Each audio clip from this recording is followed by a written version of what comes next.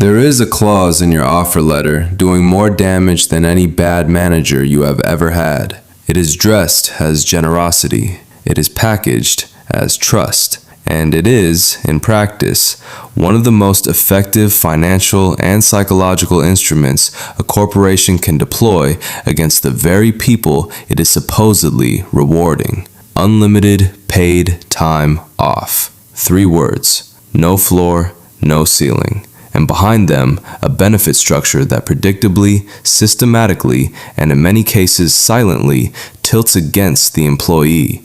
Not because every company using it is deliberately predatory, but because the incentives are misaligned, the design is vague by default, and the corporation absorbs the upside while the employee absorbs the risk. That's what I'm going to dissect in this video. 9 signs, no filler. By the end, the architecture is visible, and so is the question to ask in every interview room before you ever sign again. Sign 1 is the most foundational, and it does not require any malicious intent to cause serious harm.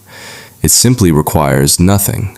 No written definition of what unlimited means in practice. No minimum, no process. No documentation of how requests are evaluated, by whom, against what criteria, or with what timeline. A ghost policy, present enough to appear in the offer letter, absent enough to never be enforced in any direction. The practical consequence of this is specific and measurable. When there is no floor, the floor is 0. Not because the company banned vacation, because without a documented expectation, the employee has no anchor. The written policy says unlimited.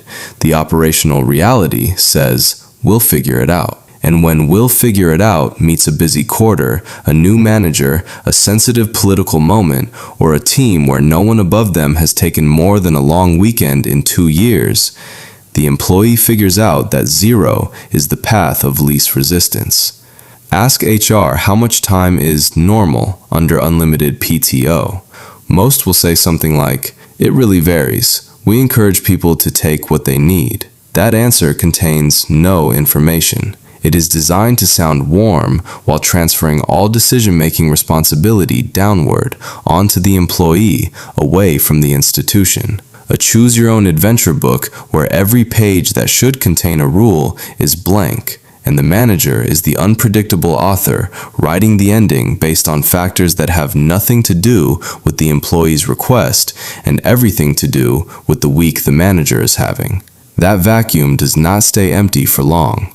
Something fills it. This is where the remaining 8 signs begin to function. Sign 2 is where the corporation's interests become undeniable, because sign 2 is not about culture or vibes. It is about accounting. Under a traditional accrued PTO model, every day an employee earns but does not use sits on the company's books as a liability. It is real money owed to a real person. When that employee exits, voluntarily or otherwise, most states require the company to pay out the balance. California mandates it. Many others impose it through labor dispute precedent or statute. It is a debt. It appears on the balance sheet, and it accumulates. Now consider a company with several thousand employees averaging 10 or more unused PTO days each year. That accrued balance, at scale, is a material liability. The solution that unlimited PTO provides is not more vacation, it is the elimination of accrual entirely. No accrual means no liability. No liability means the debt disappears from the financial statements. And when any of those employees exit, they collect exactly $0 for the time they never took, because there is nothing to pay out. The framework legally eliminates the obligation. This mechanism is documented. It is the reason CFOs at public companies supported the unlimited PTO transition, not because they were moved by the philosophical case for employee autonomy, but because the policy change was a clean, replicable balance sheet improvement. The employee, upon departure, may not realize they would have exited with several $1,000s under the old model. The corporation is under no obligation to explain the difference. The policy is not just vague, it is financially structured. That is a different thing entirely. Sign 3 is where the policy's vagueness becomes operational, and where approval reveals itself as something other than a scheduling formality. In a functional PTO system, approval is logistical. You request time, someone confirms coverage is managed, done. In an unlimited PTO environment without structure, approval is a negotiation, and not a transparent one. The phrase that governs most of these negotiations is business needs. Requests are subject to business needs. Approval depends on business needs. The problem is that business needs are almost never formally defined, never published, never tied to a visible calendar. They exist as a floating veto the manager can deploy at any moment without explanation. Someone books a flight in October, gets approval in writing, submits the formal request in September. Manager responds, "I should have mentioned Q4 is intense for us." The employee is not navigating a policy, they are managing a relationship. And managing a relationship to extract a benefit turns the benefit into a favor. Favors are not benefits. Benefits are contractual. Favors are political. This matters because the same request from two different employees to the same manager can produce different outcomes on the same day, not based on policy, based on who the manager likes, who is easier to say no to, who pushes back, who doesn't. There is no mechanism preventing this. There is no paper trail defining what a denial must be grounded in. The employee has no recourse because there is no written standard to measure the denial against. Sign 4 is the performance tax, and it operates without a single explicit conversation. No manager has to say it out loud. The top performer on the team is the most visible. Their name appears in updates. Their output is referenced in meetings. Their behavior is observed and processed by every person around them. And in an unlimited PTO environment, their leave usage becomes data. Not official data, not policy. Just observed reality that gets interpreted and internalized by people trying to understand what serious looks like in this organization. If that person, through ambition, anxiety, competitive wiring, or simple inability to disengage, consistently takes only long weekends and 4 or 5 scattered days, the team has a new benchmark. Not because it was communicated, because it was visible. Taking 3 weeks is not forbidden. It is framed atmospherically as a signal. Someone asks, "What did you think about vacation?" And the answer is technically neutral, but the tone carries weight. Someone comes back from 2 weeks, and the first thing 3 separate people say is some variation of "must be nice." That is not a policy violation. That is a culture tax on rest, and it extracts payment without ever issuing an invoice. The person working through illness and answering messages on their last vacation day has not demonstrated exceptional performance. They have demonstrated exceptional exploitation tolerance. In a system without a floor, exploitation tolerance becomes the visible norm, not through mandate, but through the mechanism of observation and comparison. Sign 5 is the one that lives in the body more than the policy document, and it explains why employees who technically take vacation often return as tired as when they left. The mandate to keep an eye on Slack while on leave is sometimes explicit. More often, it is atmospheric. Stay loosely available. Just check in if anything major comes up. These phrases are delivered warmly. They sound like trust. In operational terms, they revoke the leave. The human body cannot simultaneously maintain the vigilance of someone who might be called upon at any moment. Phone nearby, notifications on, low-grade awareness running in the background, and produce the physiological conditions for genuine rest. These are not compatible states. When someone is waiting for a notification, rehearsing a response to a problem that has not yet arrived, monitoring for the thing that might require them to act, the nervous system does not rest. The cortisol does not drop. The psychological distance required to actually recover does not form. What the employee has in that condition is not paid time off. It is remote work from a location without a desk. The corporation receives the availability, the partial cognitive load, the interrupted recovery, and records none of it, compensates none of it, and counts the days as used leave. This is the most quietly efficient extraction in the whole architecture. Free labor taken from the concept of a benefit. The employee who refuses this, who genuinely disconnects, often returns to a landscape that has moved without them, and in small but accumulating ways, teammates who have learned to work around their absence instead of for them. Either option costs something. That is not a coincidence. That is design. Signs 6 and 7 are structurally related, and treating them as separate signs would be repeating the script's own earlier mistake. So they are addressed together as two expressions of the same underlying failure. Sign 6 is the managerial lottery. Team A and Team B operate under the same unlimited PTO clause. Team A's manager takes 2 weeks off in August, blocks the team calendar, arranges explicit coverage, and frames rest as a professional requirement. Team B's manager has not taken more than 4 consecutive days since 2021. Not because anyone told them not to, because they are wired that way, or performing that wiring. And the team receives that signal through every meeting, every casual comment, every approval given with a warmth that somehow still carries weight.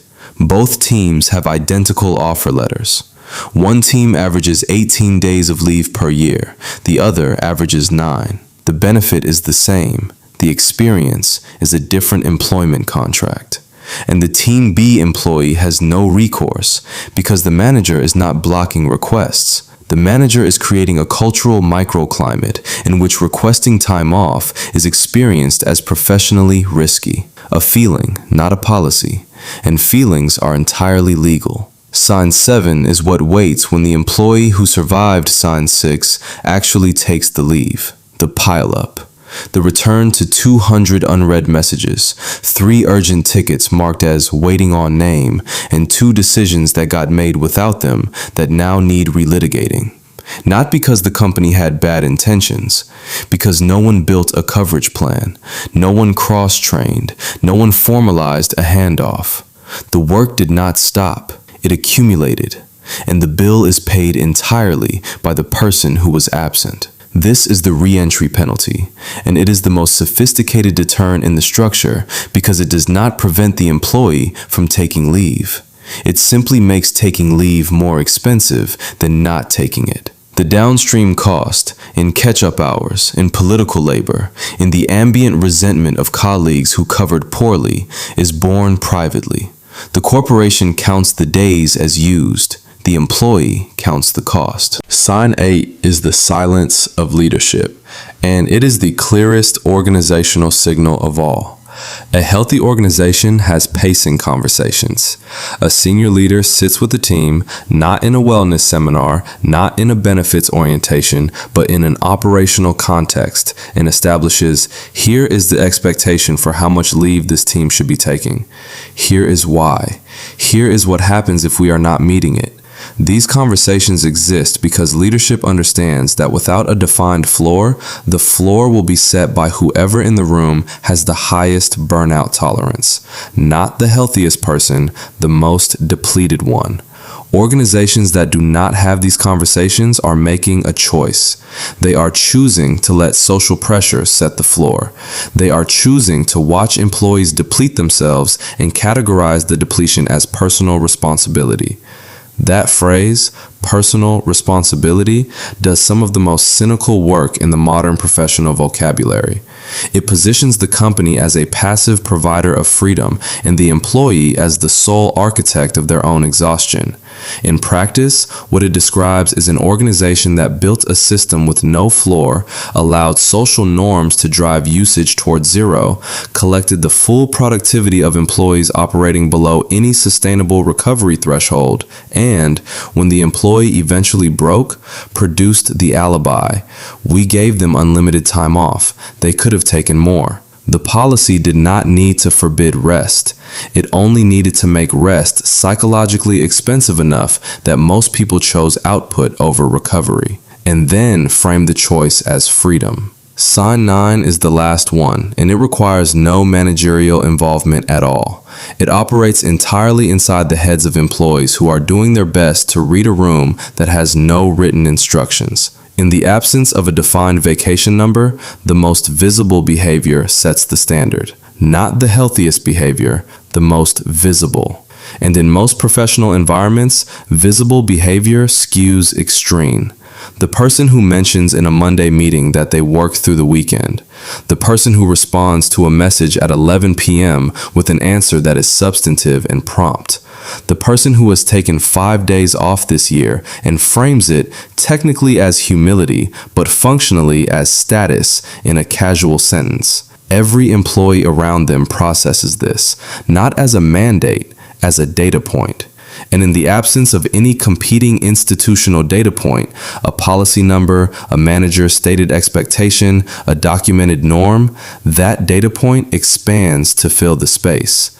The employee who was comfortable taking 3 weeks begins to take 2, then 1.5, then scattered days, not because they were told to, because the invisible normal pressed down until the behavior conformed. No one announced a race to the bottom. The race was implicit.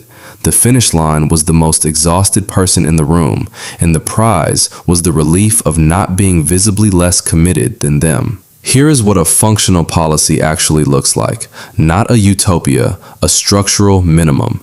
It has a mandatory minimum documented in writing, not a suggestion, a floor. Managers who do not facilitate their team reaching that floor are the ones who need a performance conversation, not the employees who ask for it. It has blackout periods defined and published in advance, not surfaced retroactively when a flight has already been booked. High demand periods are real and operationally legitimate. Discovering them at the point of conflict is not communication, it is an ambush. It has coverage infrastructure, documented responsibilities, cross-trained roles, formal handoff protocols. If the work stops when a single individual is absent, the organization has a dependency problem that no amount of flexibility policy can fix.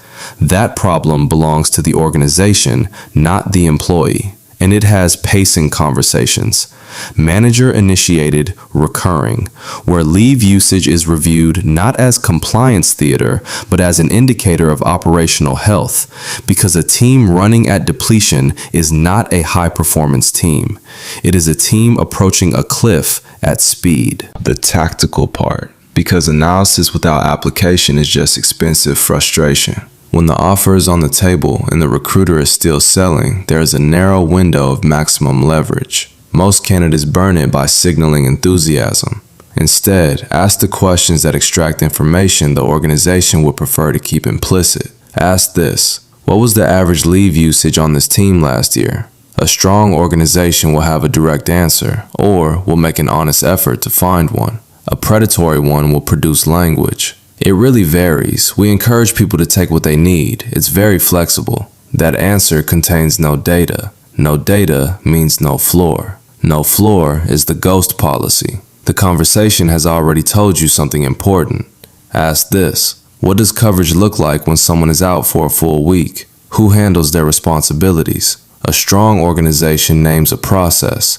A weak one says something about the team pitching in. Vague coverage is no coverage. No coverage is the re-entry penalty, waiting at the other side of every vacation the employee ever tries to take. Ask this: has anyone on your team taken 2 or more consecutive weeks in the past year? Watch the reaction before the answer. Hesitation is data. A slow search for an example is data. An answer about how we really support people doing that, which produces no actual instance of it happening, is data. Organizations that have built healthy leave cultures point to examples without effort. They are proud of it. The ones that search and come up empty are telling you, through the gap, what the culture is. Ask this: what happens to my unused PTO balance upon departure under this policy? Most candidates skip this because it feels aggressive. It is not aggressive. It is financial due diligence. The answer: There's no accrual under unlimited PTO, so there's no payout, is the only honest answer available. Hearing it said aloud in the room before signing allows the employee to make an informed decision about what they are actually being offered versus what unlimited implies. These questions are not hostile, they are diagnostic. A hiring manager who becomes defensive when asked how a benefit functions in practice is a hiring manager who has built a system they do not want examined. An unexamined benefit in an organization of any real size virtually never happens to serve the employee more than the institution. Unlimited PTO is not going away. The financial case for it is too clean, the optics too appealing, and the operational pressure on HR to attract talent too consistent. What can change is the information asymmetry that makes the policy work against employees who do not understand its mechanics. Every person who understands the accrual deletion, the ghost floor, the pacing silence, the reentry cost, the comparison mechanism, that person walks into the next interview or into the next internal conversation about why they haven't taken time off with something the policy was not designed to give them: clarity. The unlimited PTO policy is not automatically fake. Some organizations build it with integrity and it functions well. But if the organization cannot explain in concrete and operational terms how the benefit works in practice, who approves, by what standard, with what coverage, with what guaranteed floor, then it is not a benefit. It is a risk, packaged in the language of freedom, transferred onto the person who had the least leverage to push back at the moment it was offered. That is the architecture. Now the employee can see it.